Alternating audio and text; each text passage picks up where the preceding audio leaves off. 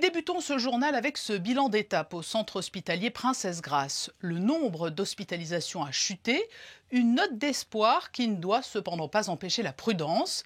La directrice du CHPG est notre première invitée. Bonsoir Benoît de Sèvlinges. Bonsoir Patricia. Nous avons pris l'habitude de faire des points réguliers avec vous à chaque étape de la crise. Il y a quelques semaines encore, nous assistions à un pic de contamination et d'hospitalisation. Aujourd'hui, c'est presque un retour à la normale. On peut parler de retour à la normale puisqu'actuellement, nous n'avons plus de patients Covid hospitalisés au CHPG. Et vous avez refermé l'unité spécialement dédiée ? Nous avons acté de la fermeture de l'unité. Néanmoins, nous gardons 6 lits en réserve parce que la période est propice à des rassemblements familiaux et festifs. D'abord parce que les gens ont été confinés pendant des mois, donc aujourd'hui ils ont envie d'en profiter. Et puis c'est une période où généralement on a beaucoup de baptêmes, de communions, de confirmations, de repas de famille, de mariages, les ponts du mois de mai également. Donc on garde quand même par sécurité 6 lits de disponibles pour d'éventuels malades Covid qui seraient amenés à venir dans nos services. Ce retour presque à la normale, c'est l'effet vaccin ou comme l'an passé l'arrivée des beaux jours ou les conséquences des mesures préventives ? Probablement une combinaison des trois.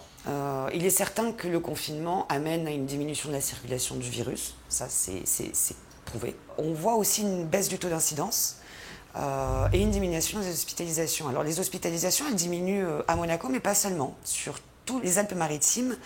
On compte seulement 23 patients hospitalisés. Donc vous voyez qu'on s'inscrit dans un environnement, toujours, le virus ne connaît pas les frontières, on s'inscrit dans un environnement qui est favorable. Le retour des beaux jours, ça va nous amener sur des activités de plein air. On a la certitude aujourd'hui que les endroits confinés sont propices à des contaminations entre personnes. Donc voilà, une combinaison des trois facteurs probablement, qui devrait, je l'espère en tout cas, nous permettre de passer un été serein. Et puis sur la rentrée, en revanche, ça va être difficile de se prononcer. On est très rassuré par les taux vaccinaux, que ce soit sur Monaco ou dans les Alpes-Maritimes. On a une couverture vaccinale sur les personnes à risque de développer une maladie grave, une forme grave plutôt de la maladie. Donc ça, pour nous, hospitaliers, c'est rassurant. Mais cet étau qui se dessert, cela va permettre au personnel hospitalier de respirer un peu, ils en ont besoin. Respirer, oui et non, parce que là, on reprend la chirurgie. Le bloc orthopédique a rouvert il y a une dizaine de jours. On a repris en charge également les urgences traumatologiques. Et ça laisse de la place dans les autres blocs pour opérer davantage.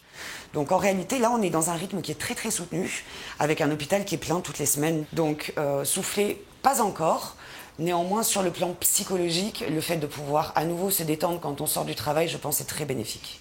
Vous avez évoqué la vaccination pour le grand public. Quel est le taux de vaccination aujourd'hui pour les personnels du centre hospitalier Princesse Grasse ? On a 56% des agents qui souhaitent être vaccinés. Et sur ces 56%, 87% ont déjà un schéma vaccinal complet. Sur la filière gérontologique, on a des excellents chiffres puisqu'on a seulement 8 résidents sur les 278 résidents pris en charge par la filière qui ont refusé la vaccination. Il y a eu au début de la crise une certaine forme de peur des hôpitaux. Ce n'est plus le cas. Les gens ont oublié ces fausses idées reçues. Non, les gens n'ont plus vraiment peur de venir à l'hôpital.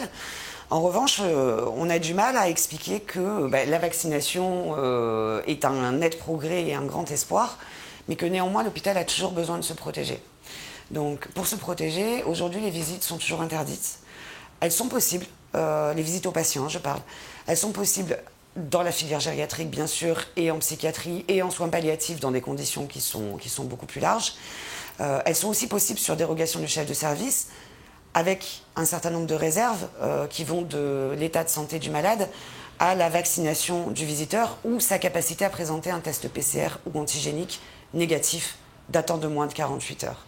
Donc vous le voyez, on reste quand même dans une situation précaire où il faut garder un maximum de précautions et continuer à sécuriser l'hôpital.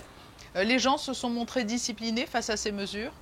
Globalement, on a quand même une adhésion assez importante des usagers de l'établissement. On essaie en tout cas d'avoir un discours assez pédagogique pour leur expliquer les choses et essayer de faire comprendre nos décisions. Benoît de Sèvlinges, merci d'avoir répondu à notre invitation alors que la pandémie marque le pas à Monaco. Merci Patricia.